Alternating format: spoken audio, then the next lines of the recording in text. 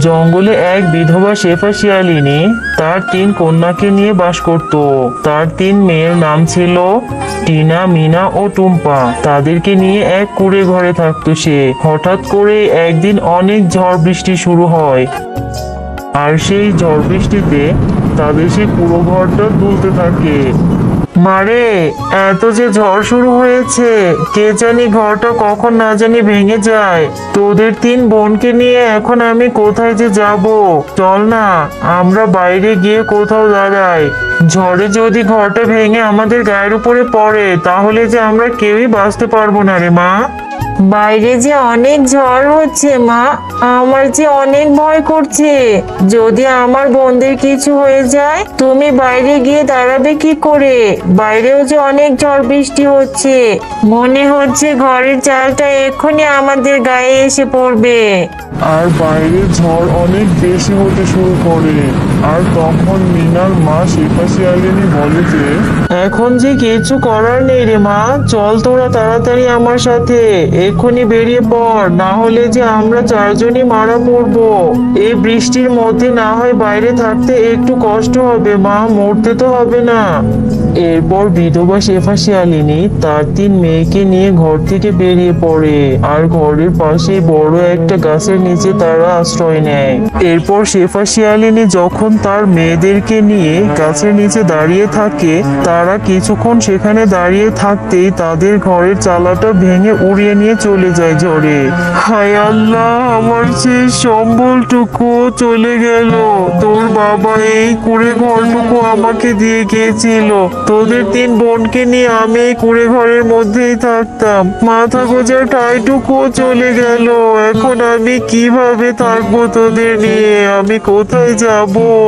মা, তুমি কান্না করো না মা, তুমি কাঁদলে যে আমাদের ভীষণ কষ্ট হয়। আর কালকে থেকে বোনরাও কিছু খায়নি, রাতে বৃষ্টিতে ভিজে শরীরটাও খারাপ লাগছে। তুমি বোনদের জন্য কিছু খাবারের ব্যবস্থা করো না মা, ওরা যে না খেয়ে আছে। ঠিক আছে মা, তোরা এখানেই থাক, কোথাও যাবি না কিন্তু। আমি বাঘিনী ম্যাডামের বাড়িতে কাজ করে কিছু টাকা নিয়ে তোদের জন্য খাবার নিয়ে আসবো, আর দেখি যদি একটা থাকার ব্যবস্থা করতে পারি তোদের জন্য। এই বলে শেফা শিয়ালিনী তার মেয়েদেরকে সেখানে রেখে কাজের উদ্দেশ্যে বেরিয়ে পড়ে, যাতে তার বাচ্চাদের মুখে একটু খাবার জোগাতে পারে সে। শোনো বোনেরা, আমরা এখন বড় হয়েছি। আমাদের মা আমাদের জন্য অনেক কষ্ট করে, তাই আমাদের উচিত মায়ের সাথে সাথে কিছু একটা করা।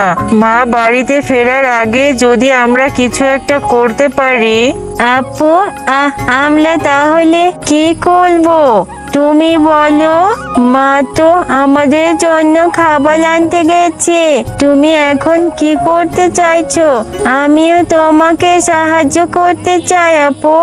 আমরা যদি 3 বোনে মিলে অনেক কষ্ট করি, তাহলে নিশ্চয় আমরা একটা ঘর তৈরি করতে পারবো। চলো না, আমরা জঙ্গলে একটু ঘুরে দেখে আসি। কিছু সরঞ্জাম এনে আমরা একটা ঘর তৈরি করব। এরপর টিনা, মিনা ও টুম্পা তারা 3 বোনে মিলে জঙ্গলের দিকে চলে যায়, কারণ তারা নিজেদের জন্য একটা ঘর তৈরি করবে। বাঘিনী ম্যাডাম, আপনি কি আমার বেতনের থেকে কিছু টাকা আজকে দিতে পারবেন? কালকে ঝড়ে আমার ঘরটা ভেঙে গেছে, আর আমার বাচ্চাগুলো না খেয়ে আছে। যদি কিছু টাকা দিতেন, তাহলে আমার বাচ্চাদের জন্য আমি কিছু খাবার নিয়ে যেতাম। আরে, কাজে আসতে না আসতে টাকা নেওয়ার বাহানা না? রোজ রোজ মিথ্যে বলে বেতনটা আগে আগে নেওয়ার ধান্দা। আগে বাড়ির সব কাজ কর, তারপর টাকা চাইতে আসবি। আগে কাজগুলো শেষ কর, তারপর এসে টাকা চাইবি, তখন ভেবে দেখবো দিতে পারি কি না পারি। এদিকে টিনা, মিনা ও টুম্পা তারা 3 বোন মিলে কলা পাতা ছিঁড়তে আসে এবং ঘর বানানোর জন্য আরো কিছু সরঞ্জাম নিতে থাকে। আপু, তুমি কলা পাতা দিয়ে কি করবে? এতগুলো কলা পাতা ছিলছো কেন? আর কখন ঘর বানাবে? আমার যে খুব খিদে পেয়েছে। মা আসবে কখন? চলো না আপু বাসায় যাই। এরপর টিনা, মিনা ও টুম্পা তারা তিন বোন মিলে কিছু কলার পাতা, কাঠ ও বাঁশ নিয়ে জঙ্গলের দিকে যেতে থাকে ঘর বানানোর জন্য। আর তারা তিন বোন অনেক পরিশ্রমের পর একটা কলার পাতার ঘর বানাতে সফল হয়। বোন, দেখেছিস, হয়ে গেছে। আমরা অনেক চেষ্টার পর ঘরটা বানাতে পারলাম। আর একটু কষ্ট কর, অল্প একটু কাজ বাকি আছে। বোন, দেখলি তো তোরা, সবাই মিলে কাজ করলে অনেক কঠিন কাজও সহজে করা যায়। আমরা অনেক কষ্টের পর ঘরটা করতে সফল হয়েছি। মা এসে দেখলে অনেক খুশি হবে। আপু, ঘর তো বানানো হলো, কিন্তু ঘরের মধ্যে তো কিছু পরিষ্কার করা হয়নি। চলো না, আমরা সবাই মিলে ঘরের ভিতরটা পরিষ্কার করি। তারপর যখন মা আসবে দেখলে অনেক খুশি হবে। এরপর শেফা শিয়ালিনী যখন তার ভাঙা ঘরটার কাছে আসে আর তার মেয়েদের দেখতে না পেয়ে সে বলতে থাকে যে, এ কি, আমার মেয়ে তিনটেকে তো আমি এখানে রেখে গিয়েছিলাম, কোথায় গিয়েছে ওরা?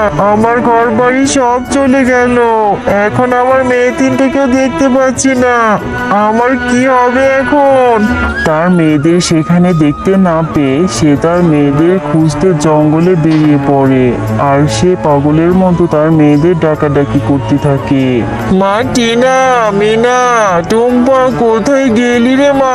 এদিকে আয় না, দেখ না আমি তোদের জন্য খাবার নিয়ে এসেছি।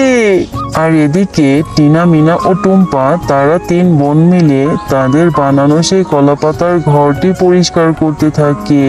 আর তাদের মা শেফা শিয়ালিনী তার পাশে এসে তাদের ডাকাডাকি করতে থাকে। টিনা, মিনা, টুম্পা, কোথায় গেলি রে মা?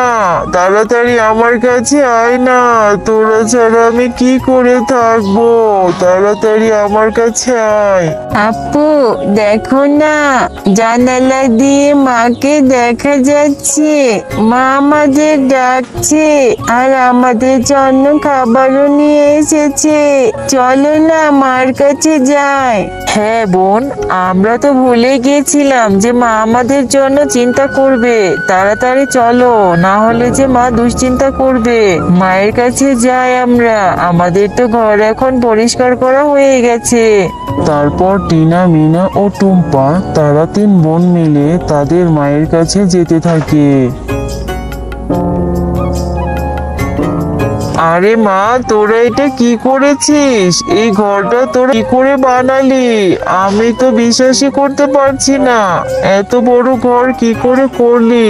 আমার মেয়েরা যে এত বড় হয়ে গেছে আমি তো ভাবতেই পারিনি।